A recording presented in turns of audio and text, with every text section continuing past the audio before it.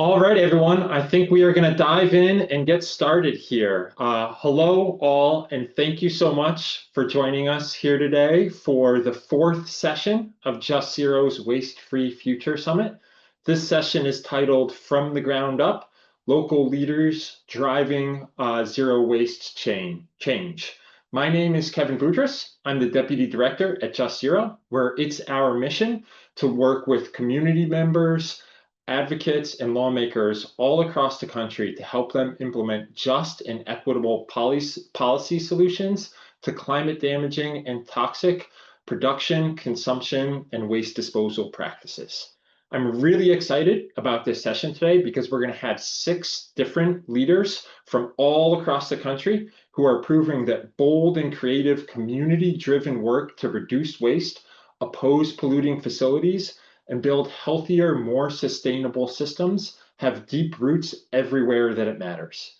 Every single one of the change makers that's joining us today is pushing boundaries in all the best ways when it comes to building a safe, healthy, and equitable zero waste future.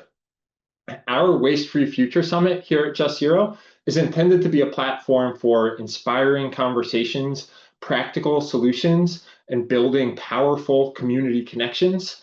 And I honestly cannot think of a group better suited to that task than the amazing 6 panelists that we have with us here today for this event. Before I get to brief introductions of everyone that's joining us today, I'd like to first review what this session is going to look like because we're trying something a little different with this one. So it's going to be, there are a few moving pieces that I want to review with everyone before we get going here. So each of the 6 panelists that's joining us here today is going to give a very short, roughly 5-minute presentation on their work, just to provide a small window into how they're driving zero waste change in their communities or through their work. Then we're going to split up into 3 different breakout rooms. Each of those breakout rooms is going to have 2 of our panelists present and also 1 Just Zero staff member to help facilitate and lead the conversation, so on and so forth. You're going to get to choose which breakout room you'd like to enter based on which panelists you'd like to hear more from or ask questions of, or perhaps build deeper connections with.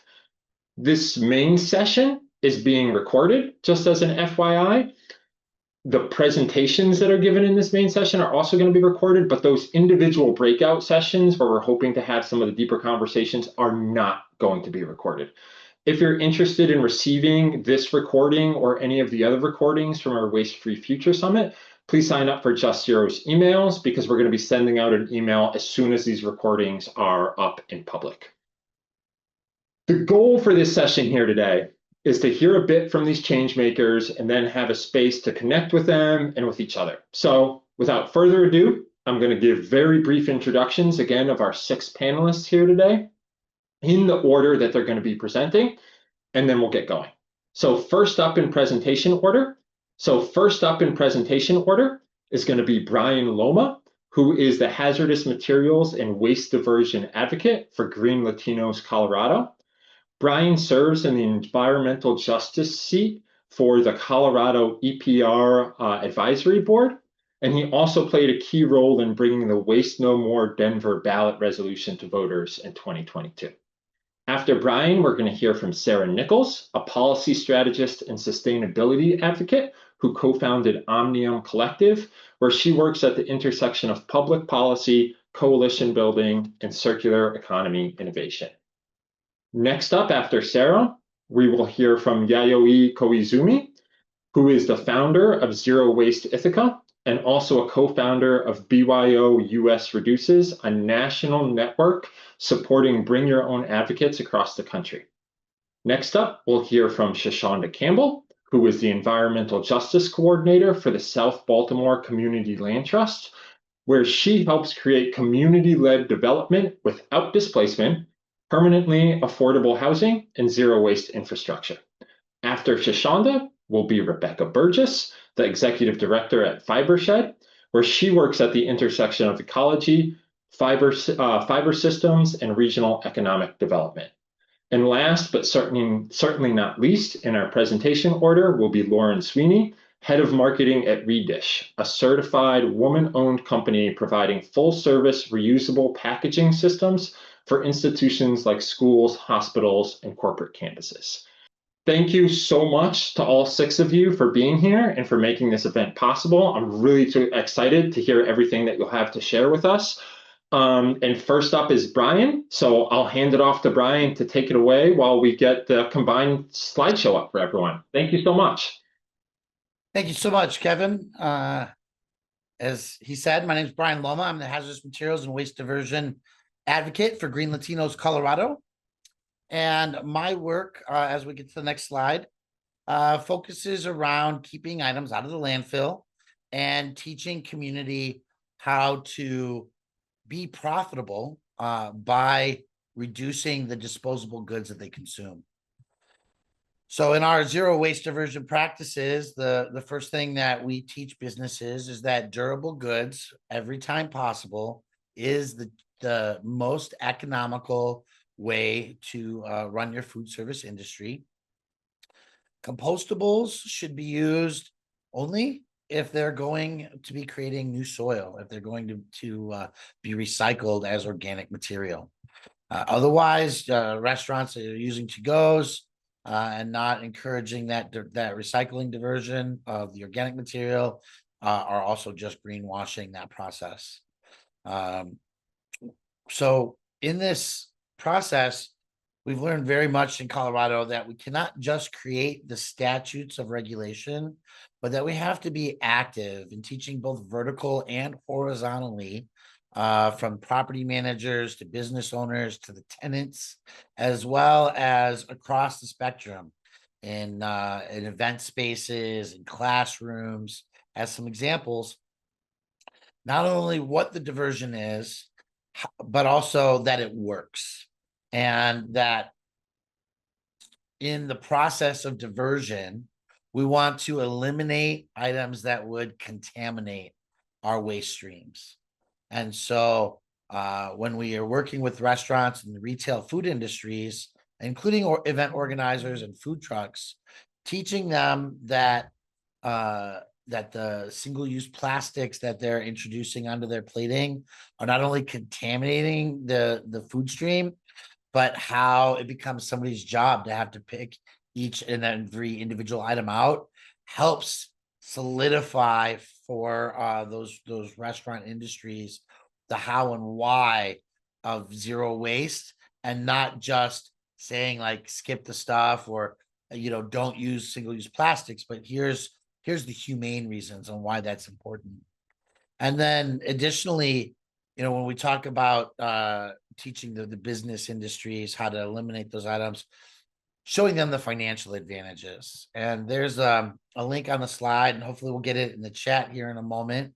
And that is the Reuse Denver program. You can find that on Upstream, which is a great national partner in reducing single use and helping promote those programs in communities if you're looking for advocates to support you. In the Reuse Denver program, we learned that businesses that were given a grant of $600, the average business, and that was for either buying durable goods or helping to cover the cost of a dishwasher, the average business saw 3 times the return on investment. And we eliminated tens of thousands of single-use pieces bound through the landfill. Can we go to the next slide, please? I wanted to show you all what zero waste is. Also organic recycling. And here we have from our friends at Compost Colorado some images. The first image is a shipping container that has an auger in it, and in a 14-day timeline, material waste, including in the bottom picture on the left, you'll see shredded BPI certified compostables, cups, spoons, plates. They're shredded to help with the digesting process. In the upper left-hand corner, that's materials going in day 1. Day 14, you'll see me in the right-hand side slide there with my buddy Ryan Call from EcoCycle here in Colorado, with a hot compost material that has reached its temperature and is ready to rest for a month or two before it's added to the soil. Can we go to the next slide?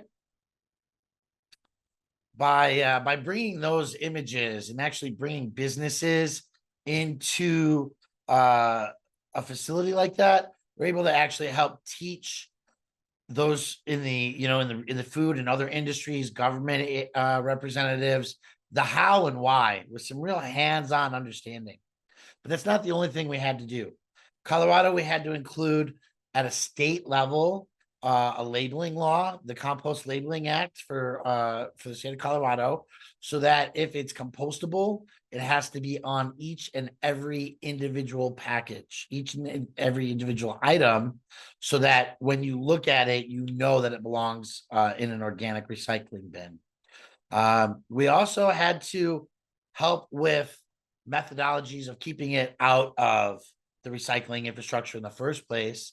So helping businesses understand how to divert their consumable food waste and codifying federal law into state law was Colorado's HB 251166 efforts to reduce food waste, which allowed not just to NGOs, but also to the individual, to mutual aid communities to receive and process those items into the communities that need them most.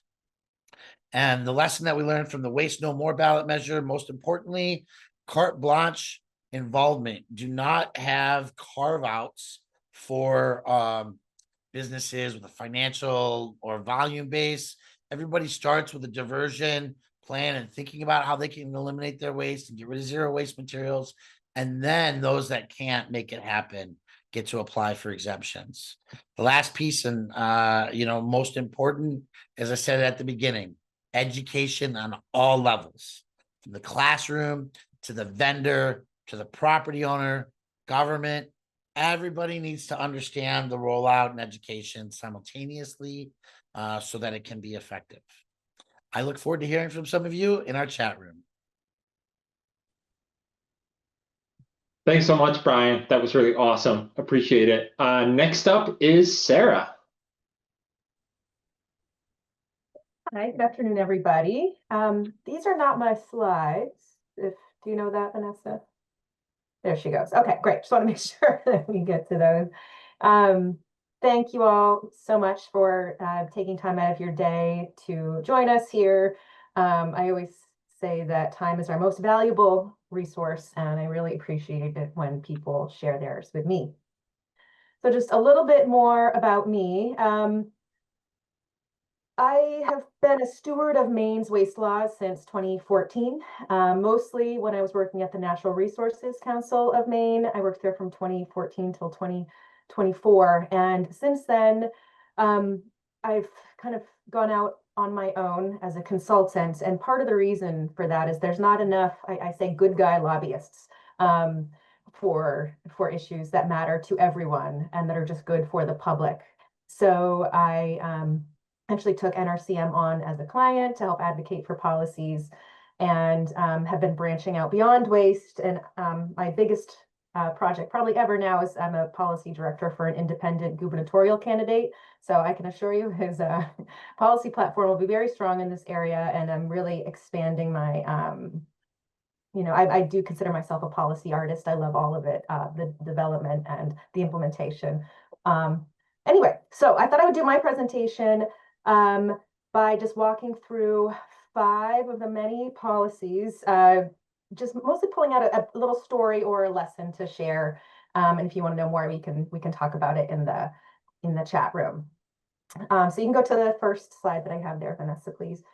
And I tried something new with my slides that I haven't done before. I asked ChatGPT to come up with an image, and I didn't want to waste the energy that it took to make the image. So I kind of just went with whatever it came out with. So they're kind of funny. They made me laugh. And so hopefully they make you smile too.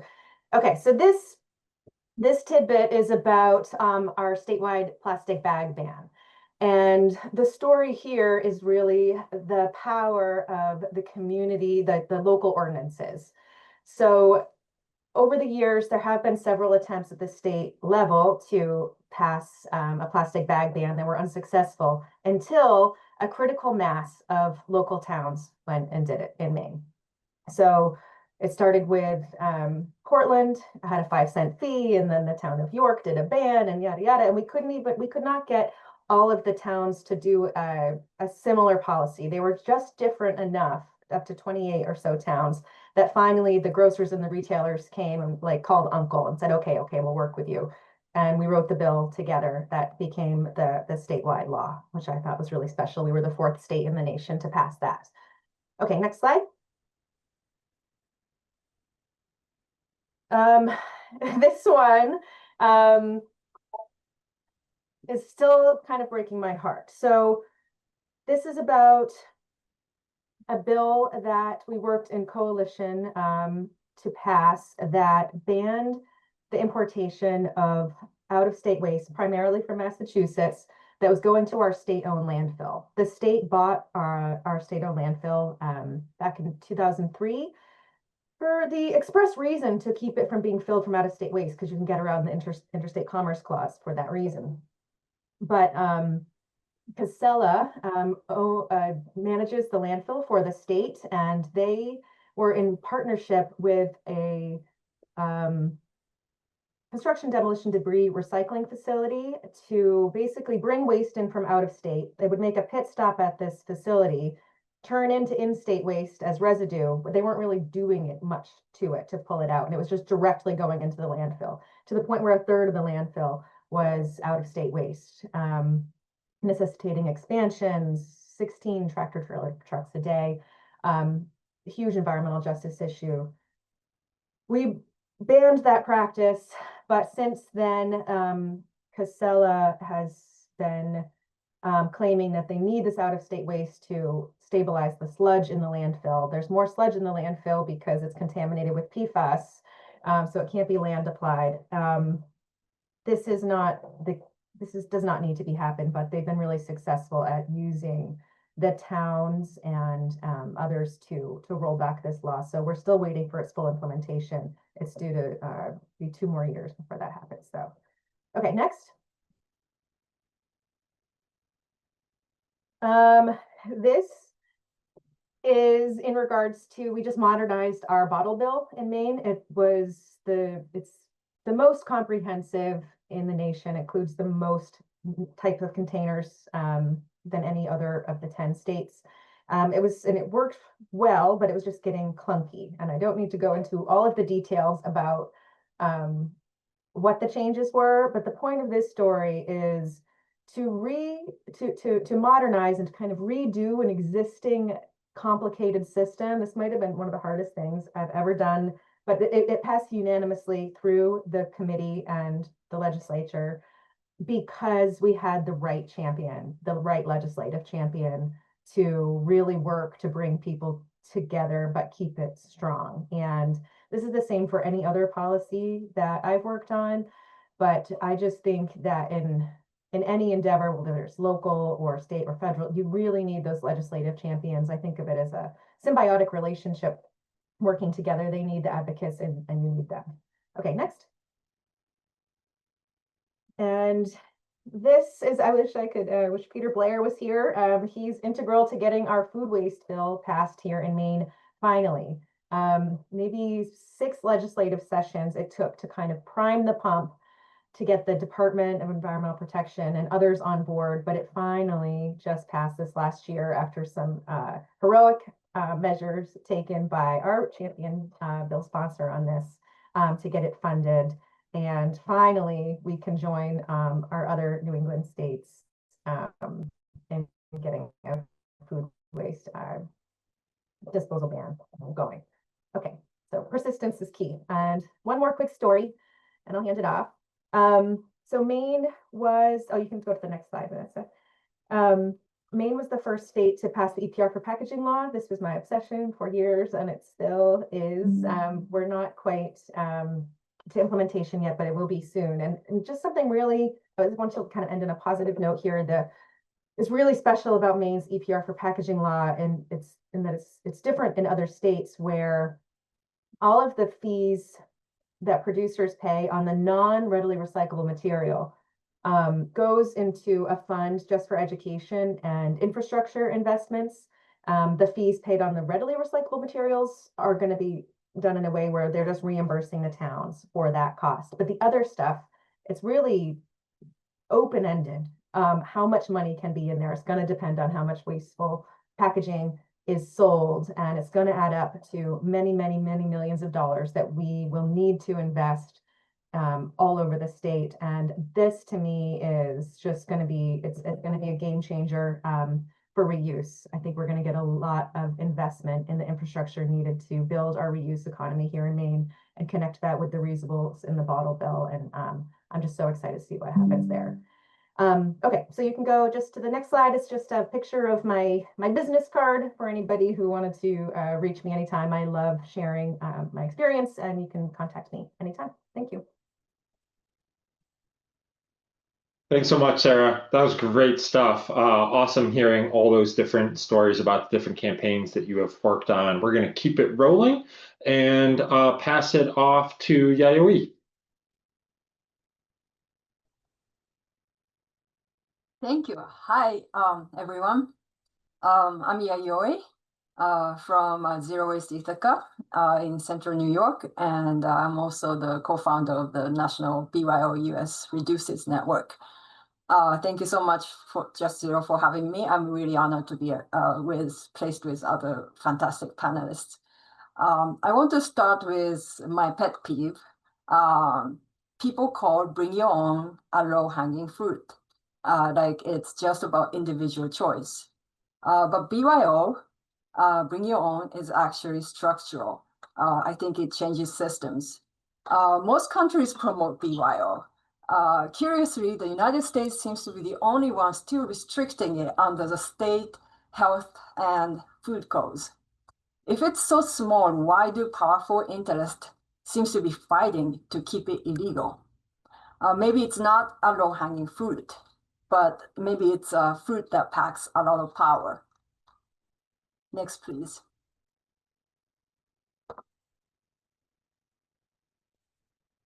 So here are some photos from our local Chili Fest in Ithaca last March.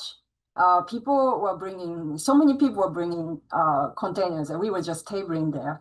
And we weren't expecting that there would be so many people bringing their cups. And even though this is not officially allowed, vendors quietly accepted them because that just made sense.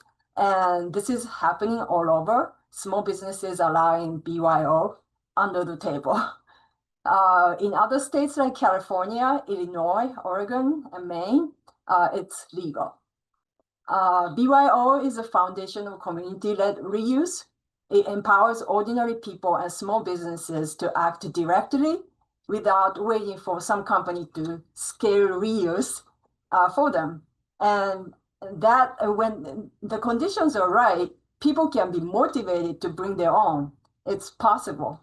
And the reason people are bringing the cups for the Chili Fest was like, I heard that they can get a bigger portion by bringing their own cups. Okay, next slide, please. In 2022, we launched a BYO sticker program in Ithaca. The stickers tell customers reusables are welcome here. This is Helen, owner of Rosie's Cafe, and she's one of our newest partners. We promote them on social media, and the businesses get visibility, and we normalize reuse. It works really well for both of us. Next, please. So here is a map. We started with just a few businesses, but now we have over 100 in our town, and we are all volunteer run and no corporate contracts. And this, I hope, can show you that reuse can grow organically when people care about it. Next, please. Because there's so many state-level food code challenges around the country regarding BYO, we formed a national sister network, BYO US Reduces. Local groups we share the sticker templates with local groups and flyers, and we support each other. We meet every 2 months. It's open to everyone. from organizers to homemakers. Next meeting is in December, and we have a guest from Too Good To Go. It's a food waste app company, and I think it'll be interesting, and everybody's welcome. Chapters in Oregon and California are especially doing well, thanks to the state laws that allow food BYO. And I'm in New York, and we want that freedom here as well. Next, please. Next, please. Thank you. So this is what we are working in New York. Please go back, not that one. I'm sorry. Yes, this one.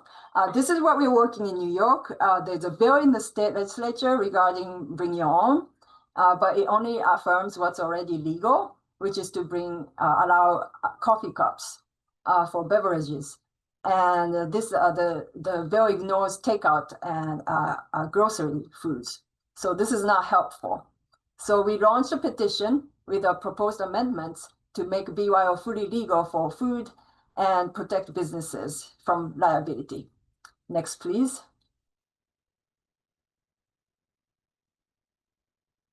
Okay, I think I'm missing something. There was one slide. I'm not sure if we're missing. We have okay. The petition, we now have over 1,000 individuals and 50 organizations signed across the state. We're asking everyone to sign and share, especially business and organization, no silence. And thank you, Just Zero, for signing on. The more public support we have, the harder it will be for legislators to ignore. And this is how list of how you can help. Sign the petition, support BYO-friendly businesses, start a BYO chapter in your community if there isn't one. And here in New York, please join us and help, reach out to more businesses and organizations about the petition and talk to the local officials. Next, please.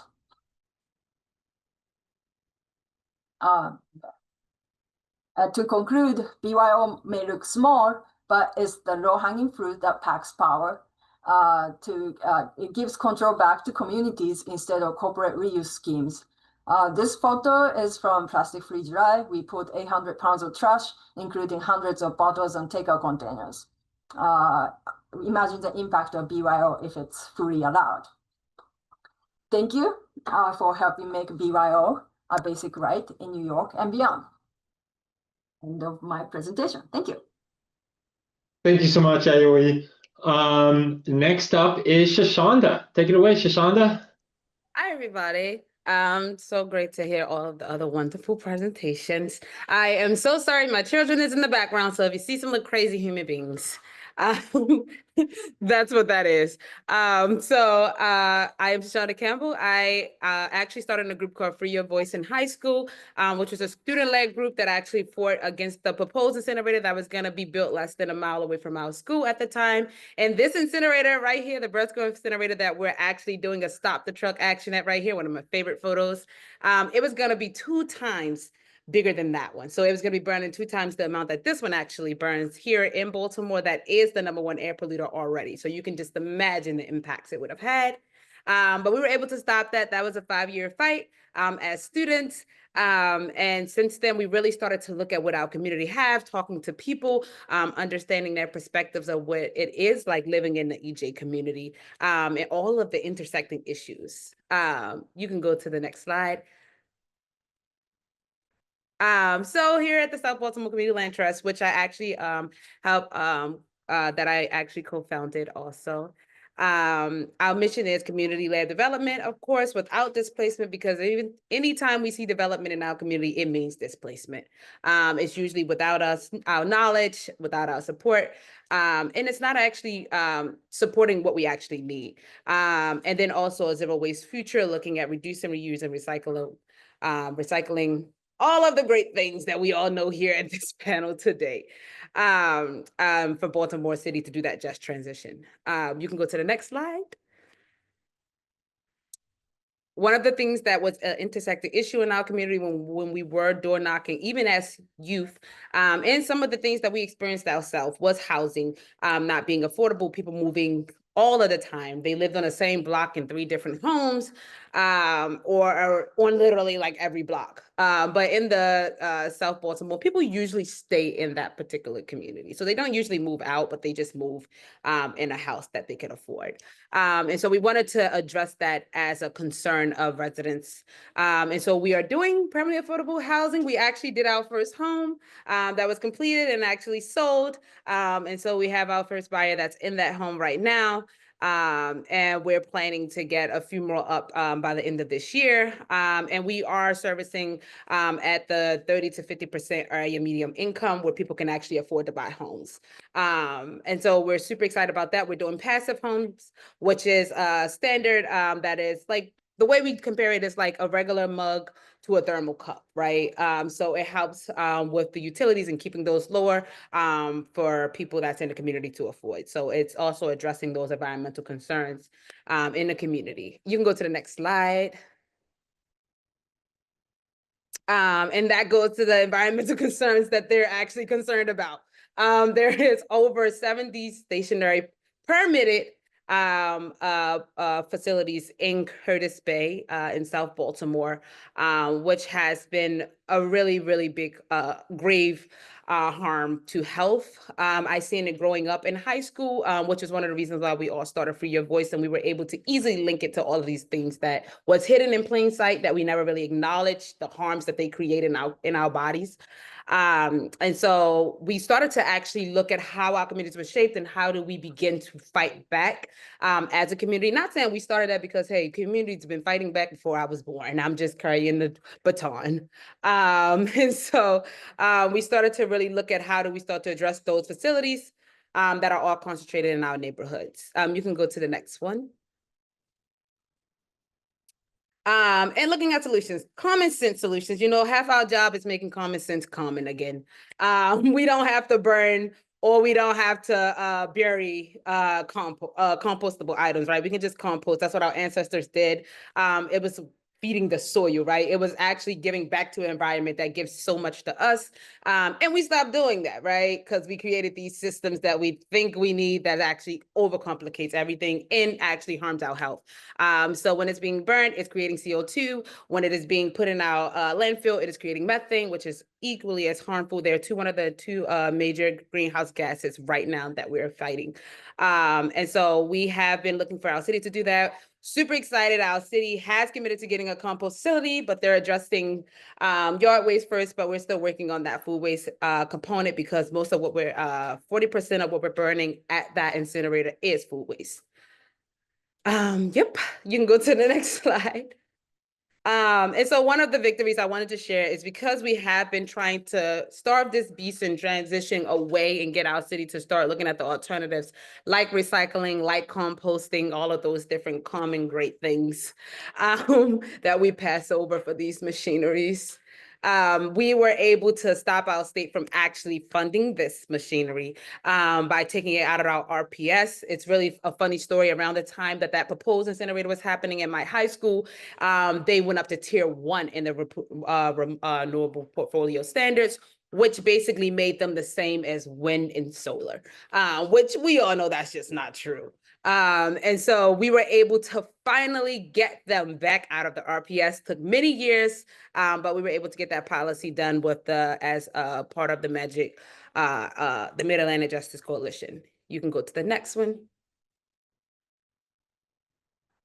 So what we have been doing now is we have been doing all of the fighting against these facilities. We have an open air coal pile that actually had an explosion in 2021 when people were celebrating Christmas and New Year's. We were dealing with an explosion that blew out people's windows, that literally brought some people to their knees, that had coal literally on people's faces. People were writing on their cars, "I survived the coal blast." So it was a really, really big thing. And we were able to put out a class action lawsuit against that facility. But again, it didn't particularly close this facility down. It didn't actually help in that way, but it did, it did be able to show them that like you are causing harm in our community. You have to take accountability for that. in some way. There is so many other things, like we have the medical waste incinerator, which is one of the largest ones, that's also in our community that has not been in compliance for many years. It actually just pled guilty to 40 criminal counts. And they're still open. They're still moving. They're still doing what they do, business as usual, while the communities are suffering. We have captured many events at this particular facility and then gave it back to the agencies to hold them accountable. But boy, has it been a fight. It has been a fight fighting all of these things, being reactive to these systems. And so we developed the Trash Act, again, working with the Mid-Atlantic Justice Coalition. But we developed it to address the fact that there is no policy that protect EJ communities from being overburdened, right? We acknowledge them, but like we are not stopping ourselves from making them overburdened. We're still adding and adding and adding and adding, and the cup has overflowed. And so really trying to create policies that should have went in effect even when I was high school, when that other incinerator was being proposed. A policy should have said, nope, you can't do it here. It's already too much happening with the existing burden. Which we do not factor into permits right now with MDE. So I really just wanted to share that. And so we have that coming up, and basically it would be able to deny these other permits. You can go to the last slide.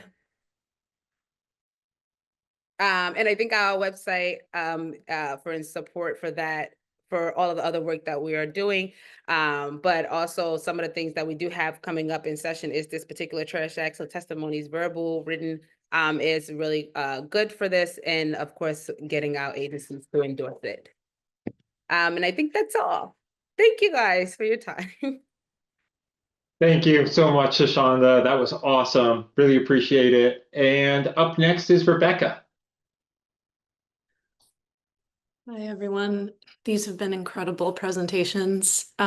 Rebecca Burgess, I'm the Executive Director of Fibershed.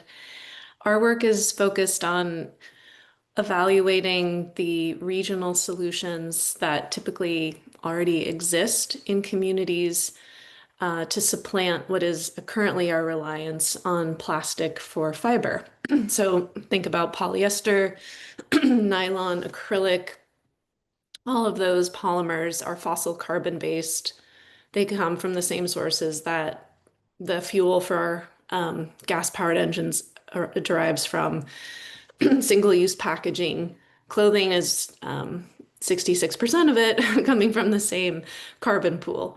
And we've observed that in regions across the United States, especially post-NAFTA, that a lot of manufacturing moving overseas has also left a lot of the farming community without places to process their material. However, because food and fiber are part of complex rotations for soil health, a lot of the species that we clothe ourselves with are the same species that are part of the food system or are in some way part of the food system through co-products. A lot of the growers are still producing these natural fibers that have biodegradation pathways that are as ancient as our existence on this planet. And a lot of these plants and animals precede human existence on the planet. So Fibershed, analogous to a watershed or a food shed, is just asking yourself the question, where do your clothes come from? What is the strategic geography where your clothes derive from? Who is impacted? Who benefits? Next slide. And to speak, I guess, in visual context for those carbon cycles, we have right here an example of the fresh carbon that manifests through plant communities in the biosphere, through atmospheric carbon that is drawn down through photosynthetic processes. And we can see those yellow arrows. That's what I call where fresh carbon. Where carbon that came out of the atmosphere, possibly in one of Earth's rotations around the sun, one agricultural cycle. That's where carbon's moving out of the atmosphere into plants, metabolized by mills, designers, makers, and then on your skin, and then has a biodegradation pathway back to the pedosphere, which is a carbon pool that we have to protect and support nutrients going back to.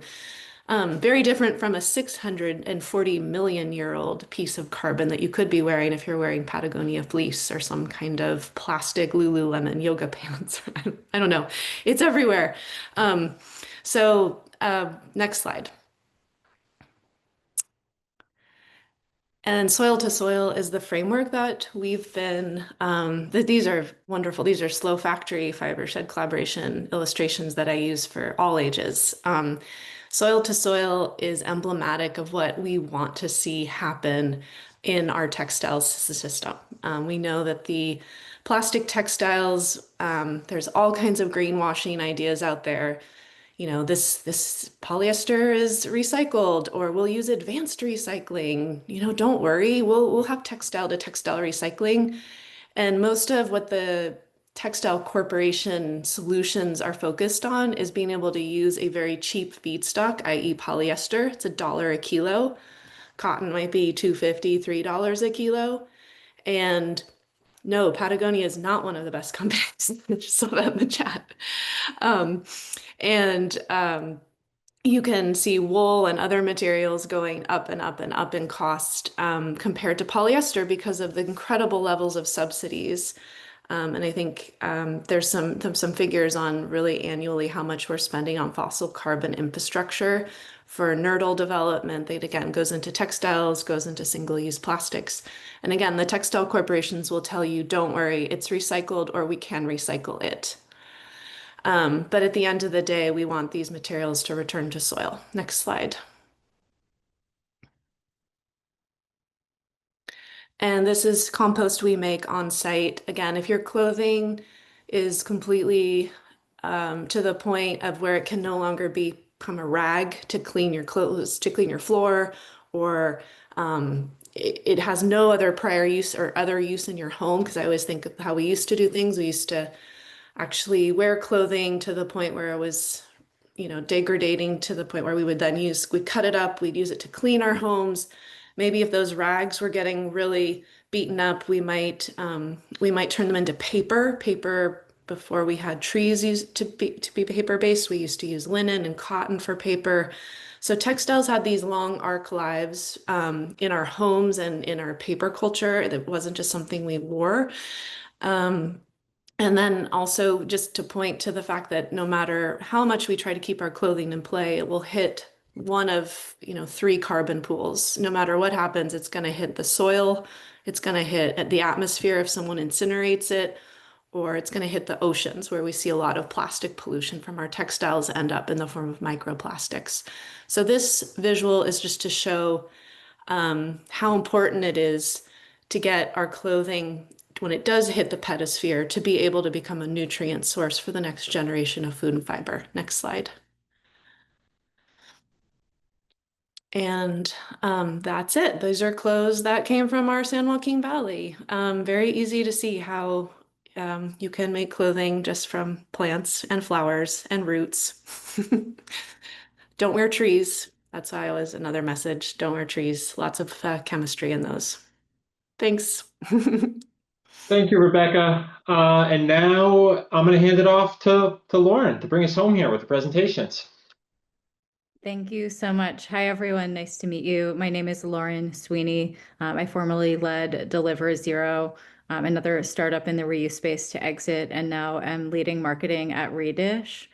So Redish enables reuse at scale. We've heard a lot about the benefits of reuse and all of the great work that's happening in local communities around reuse. Redish is focused on high volume industrial environments where reuse is not quite so simple. So think corporate cafeterias, public schools without the wash infrastructure to replace single use with reusables on their own. We make it simple for them. And I'll tell you more about how. Next slide, please. So we've gotten quite deep into this already over the last hour, but single-use food service packaging is not just bad for the environment, it's bad from a business perspective. Using something once and throwing it away just doesn't make business sense. You can see on this timeline here how long it takes to produce, say, one single cup or takeout container, and how long it will sit in a landfill after it's thrown away, and how briefly a single-use packaging item is typically used. To even say it's used for an hour is really being generous. Most of this stuff is used for 20 minutes, a half hour, however long it takes to eat lunch or drink a cup of coffee. Next slide, please. So Redish is solving this problem. Some context on the current scale. Redish has washed over 6 million items over the past several years, been in business for about 5 years and have washed 6 million units over that time. We have been recognized by the reusees. Some on this call might be familiar as one of the best reuse companies and currently service large institutional environments. So one thing I like to point out especially is the K through 12 schools market. When you question, what is the market size for institutional reuse? Redish is working with public schools like Needham Public Schools or Walpole Public Schools in Massachusetts, where every single day the students get lunch on reusable trays and use reusable packaging and utensils rather than single use. Schools will typically use, whether it's a school system or here in New York where K through 12 private schools are very common, schools will use, say, 300,000 to 1 million units per year. And I don't know if I need to point this out, but there are a lot of schools and a lot of public school systems out there. So the market opportunity just within schools is huge. The opportunity for impact is huge. And the fact that we're introducing the idea of reuse to the next generation and making it part of their everyday life is also really important. Next slide, please. So how we make all of this work, reuse is really challenging without the right infrastructure in place. So we have software that actually tracks the impact of the packaging. So we know with certainty that a cup used in our system is genuinely more environmentally friendly than a single-use cup. If we're not tracking the cups and tracking the number of times a cup is used, we really don't know. If we don't have good data, we don't know that this is more environmentally sustainable. So tracking the data is front and center. This is also really important to corporate clients who, even without regulation, might have their own net zero goals or their own waste reduction goals. This data feeds directly into their systems and makes it really easy when they're doing their sustainability reporting. Next slide, please.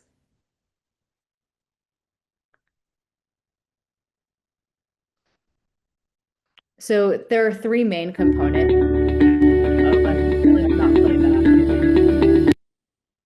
Thank you.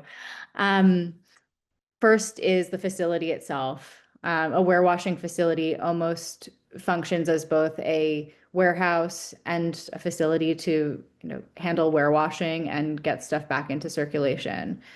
Delivery and logistics. So picking dirty reusables up from the clients and bringing them back to the facility, sanitize where they're sanitized, and then delivering clean reusables to the client. It's a very different type of task than, say, most waste management companies or logistics companies typically handle. So this part really can't be outsourced. It really takes a team that specializes in this type of logistics. And the software piece. So I described one part of the software piece is tracking the data and making sure that the system is truly more environmentally sustainable. That comes down to unit tracking. The other piece, which is a bit newer to Redish, is actually attributing, say, a cup to an individual end user so that you can hold that particular user accountable to return the cup, allowing Redish or the client to charge end users, like a student at a university, for example, who doesn't return the cup or the container. So creating accountability through software. All three of these components existing within the same system is really important. There are some competitors out there, all of whom are great companies and are doing a lot of great things, but they don't have all of these components in the same system, which means some component of the system will be outsourced to another company, adding costs. Because when you outsource any of these elements, whoever you outsource it to is going to need to make their own margin. So by keeping all of these components in one system, we avoid margin stacking.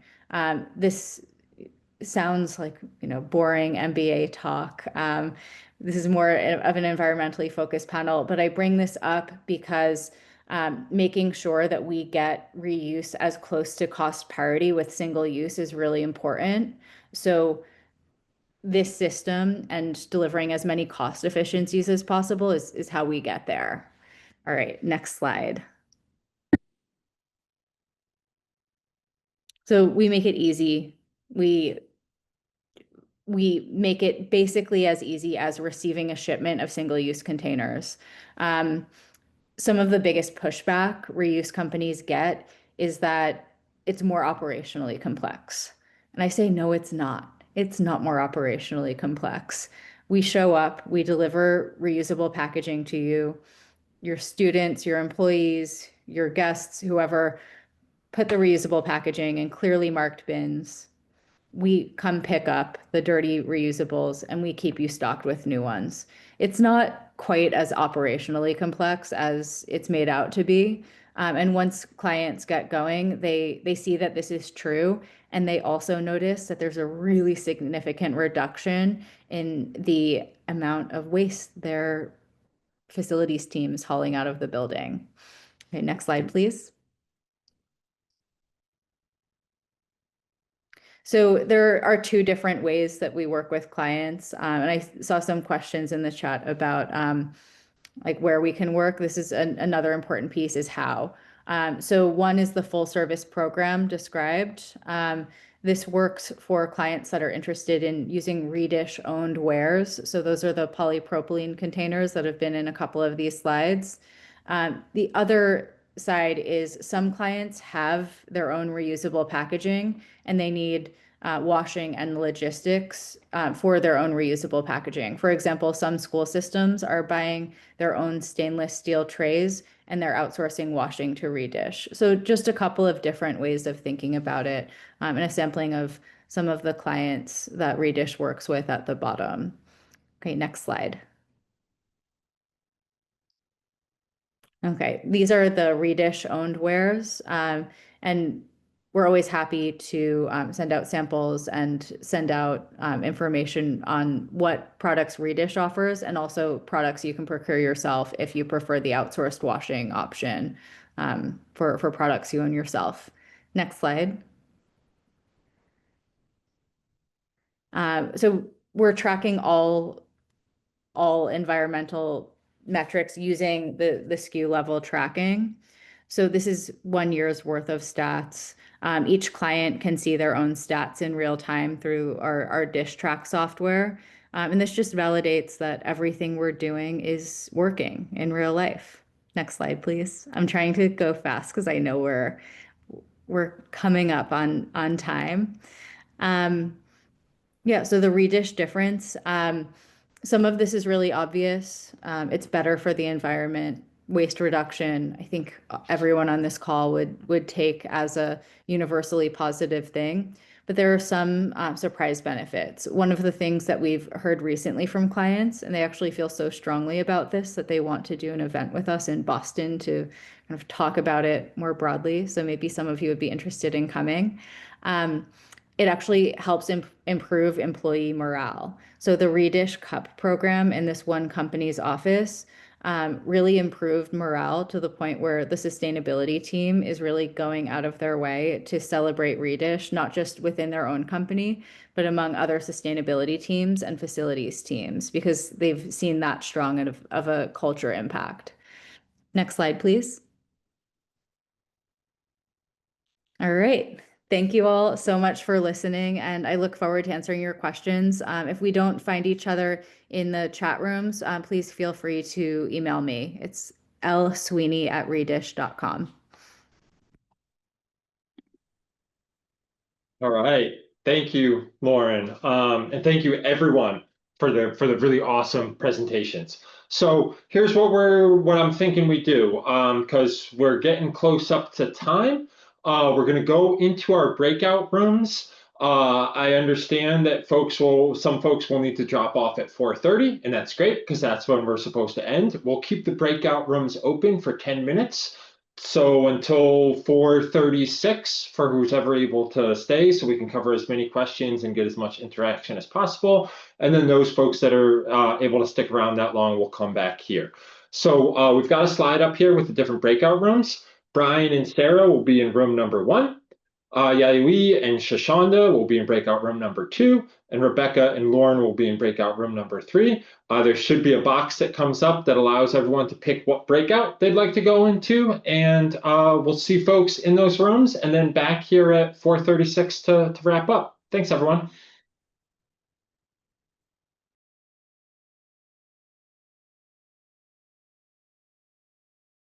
So for everyone that was able to stick with us running over here, thank you so much. And thank you to everyone that's here and everyone that already had to leave for joining us today. Huge thank you again to Brian, to Sarah, to Yayoi, to Shoshanda, to Rebecca, and to Lauren, who I know I had to drop off already, for being here with us, for making this event a success, for kind of rolling with the timing issues and all of this. This was a really great event. We really appreciate all you bring to this work. For folks still in attendance, there are links to all of the organizations and companies represented by the folks here today in the resources tab. Please check those out. Please follow the work of everyone that presented here today and do anything that you can to support their work and their organizations and their companies. They're the folks that are rolling up their sleeves and doing this all across the country. Anything and all that you can do to support is much appreciated. Again, this event was recorded today, so sign up for Just Zero's email so that you get an alert when the recordings go up. The breakout rooms, again, were not recorded. Thank you, everyone, for coming out today, for taking part in the conversation. We have just one day left in our summit. I think Vanessa's putting the summit schedule up now. We've got 2 events tomorrow at noon, the Poison Pipeline, where a panel is going to be talking about the broken systems of production, consumption, and disposal that are endangering human health in this country. And then we're going to close up at 3 p.m. Eastern Time with Redefining Zero Waste, which is going to be a panel of Just Zero staff members talking about our bold approach to reducing waste across the country. Please come to any of these sessions that you can tomorrow. One more big thanks to all of our panelists. Big virtual round of applause for everyone that participated today. We so deeply appreciate you. Thank you to everyone for coming. We hope to see you tomorrow, and have a good afternoon or evening, everyone. Bye-bye.